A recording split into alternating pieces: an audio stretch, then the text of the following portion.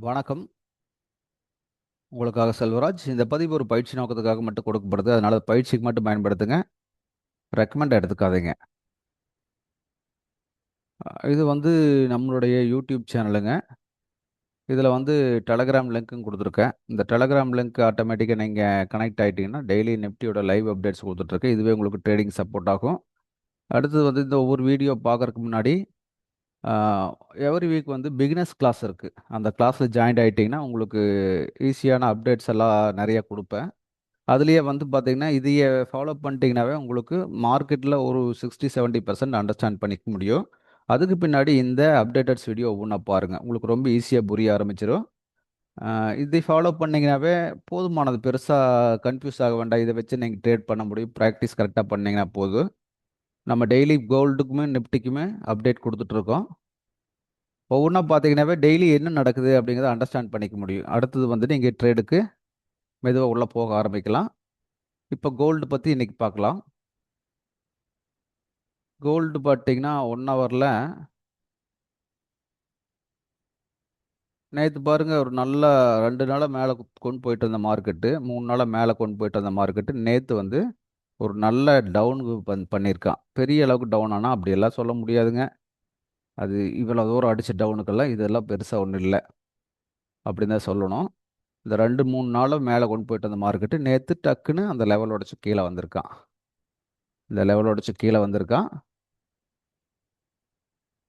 இப்போ 1 ஹவர் பொறுத்தளவுக்கு செல் ட்ரெண்ட் வந்திருக்கான் அப்படிங்கிறத அண்டர்ஸ்டாண்ட் பண்ணிக்க முடியும். அது எதுவரைக்கும் வந்திருக்கு அப்படின்னு பார்த்தீங்கன்னா, முன்னாடி ஏதோ ஒரு லெவல் தான். பாருங்க இது இது இங்கெல்லாம் ரிஜெக்ட் ஆன லெவல். இந்த ரிஜெக்ட் ஆன லெவலுக்கு வந்து இங்க மார்க்கெட்டு ரிவர்ஸ் ஆயிட்டான். இங்கே சப்போர்ட் எடுத்திருக்கா மார்க்கெட். அப்ப இப்படி தான் நம்ம இதை அனலைஸ் பண்ணி தெரிஞ்சுக்கணும். டக்குன்னு கீழ வந்திருக்க இத எப்படி நம்ம அனலைஸ் பண்றது அப்படின்னு பார்த்தீங்கன்னா, நம்ம சின்ன டைம் ஃப்ரேம்ல போய் பார்க்கலாம்.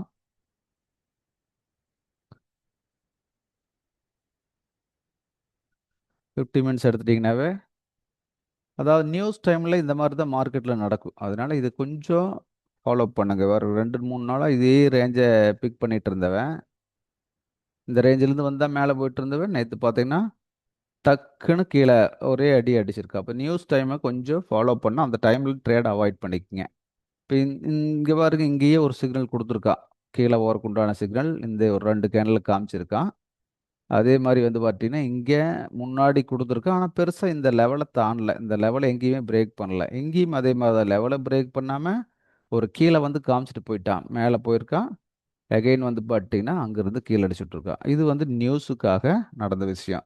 அப்ப இந்த நியூஸ நம்ம அண்டர்ஸ்டாண்ட் பண்ணணும்னா, இதெல்லாம் தெரிஞ்சுக்கணும். ஃபாரெக்ஸ் ஃபேக்டரி இருக்கு. அதில போய் பார்த்தீங்கன்னாவே, வேர்ல்ட் நியூஸ் என்ன, குளோபல் நியூஸ் என்னன்னு பார்த்தா ஒரு ஐடியா கிடைச்சிரும். அப்ப அதை கொஞ்சம் ஃபாலோ பண்ணீங்கன்னா, இந்த சாப்டர் அந்த டைம் ட்ரேடே பண்ண மாட்டோம். ட்ரேட் போது இந்த இடத்துல நம்ம சேஃபா இருப்போம். இப்ப இந்த மாரி நியூஸ் ட்ரேடையுமே கொஞ்சம் அவாய்ட் பண்ணிக்கங்க. நியூஸ் என்னதான் நியூஸ் வந்தாலும் பாருங்க, அந்த லெவல் தான். லெவல் வந்தா மார்க்கெட் மறுபடியும் திரும்பி தான் போறான். இப்ப இடையில லெவல்ஸே இல்ல அப்படிங்கும்போது, இந்த லெவல பிரேக் பண்ணிட்டான் அப்படிங்கும்போது, அடுத்த அடுத்த லெவலுக்கு வந்து அவன் டச் பண்ணிட்டு போயிட்டான். இப்ப இந்த லெவலுக்கே வந்து போட்டு ஒரு புல் பேக் குடுத்து தான் கீழ திரும்பியிருக்கான். இப்ப இதெல்லாம் கொஞ்சம் நம்ம அண்டர்ஸ்டாண்ட் பண்ணாவே போதுமானது. சின்ன சின்ன விஷயங்கள் தான். இந்த விஷயங்கள் நாம புரிஞ்சுட்டோம்னாவே, மார்க்கெட் ஓரளவுக்கு நம்ம இதுல சேஃபர் சைடா நம்ம ட்ரேட் பண்ண முடியும் அப்படிங்கிறத தெரிஞ்சுக்கங்க. எல்லா இடத்துலயும் இதுதான் நடக்குது மாத்தி மாத்தி மார்க்கெட்ல. இதுதான் பயிற்சி இருந்ததுன்னா, இது ஈஸியா வந்து நம்ம மேனேஜ் பண்ணிட்டு போய்க்க முடியும். கீழ எவ்வளோ தூரம் இறக்குனானோ, அவ்வளோ தூரம் மேல கொண்டு வந்துட்டு இருக்கா அப்போ.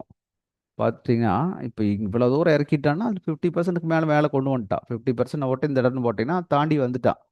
எப்பவுமே மார்க்கெட் ஒரு இவ்வளவு பெரிய ஃபால் ஆச்சுன்னா, அதுக்கு ஒரு 50% வந்து ரெக்கவர் குடுப்பான்.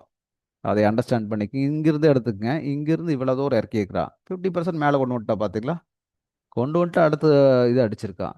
அப்ப இந்த இது அப்படியே ஃபுல் பண்ணிட்டான் அப்படின்னு தெரிஞ்சுக்கலாம். செகண்ட் புல் பேக்லேருந்து வந்தத அப்படியே ஃபுல் ஃபுல் பண்ணிட்டான். இல்லைங்களா?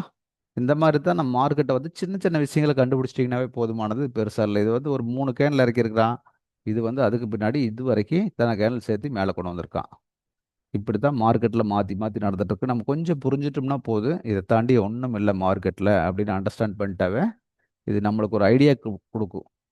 கூடவே ஃபாலோ பண்ண வேண்டியது. இங்கே பாருங்க போறதே மேல வந்து பார்த்தீங்கன்னா, லோ உடைக்காம இந்த லோவுக்கு வந்த பின்னாடி மேல போயி, கீழ வந்து லோ உடைக்காமயே போயிட்டு இருக்கான். இதுவரைக்கும் லோ உடைக்கல. கவனிச்சு பாருங்க. இந்த லோவ எதுவுமே பிரேக் பண்ணாம போயிட்டு இருக்கான். அப்போது இது வந்து இந்த ரேஞ்ச் வரைக்கும் நம்ம இப்போ கணக்கு வைக்கலாம். இந்த ரேஞ்சுன்னு ஹைன்னே வச்சுக்கலாம். இது வரைக்கும் கணக்கு வைக்கலாம். இது போனால் கொஞ்சம் ரிவேர்ஸ் ஆகிறதுக்கு வாய்ப்பு இருக்குது அப்படின்னு தெரிஞ்சுக்கலாம். இங்கே பாருங்க, இந்த இடத்துல போனதுக்கு இங்கே கொஞ்சம் ஜர்க் ஆக ஆரம்பிச்சிருக்கான். இப்போ இதையெல்லாம் நம்ம கண்டுபிடிக்கணும். சின்ன சின்ன விஷயங்கள் தான். இது புரிஞ்சுட்டோம்னாவே ஓரளவுக்கு மார்க்கெட்டில் நம்மளுக்கு சக்சீட் ஆக முடியும். பாருங்க, அடுத்த ஒரு வீடியோட மறுபடியும் நம்ம சந்திப்போம்.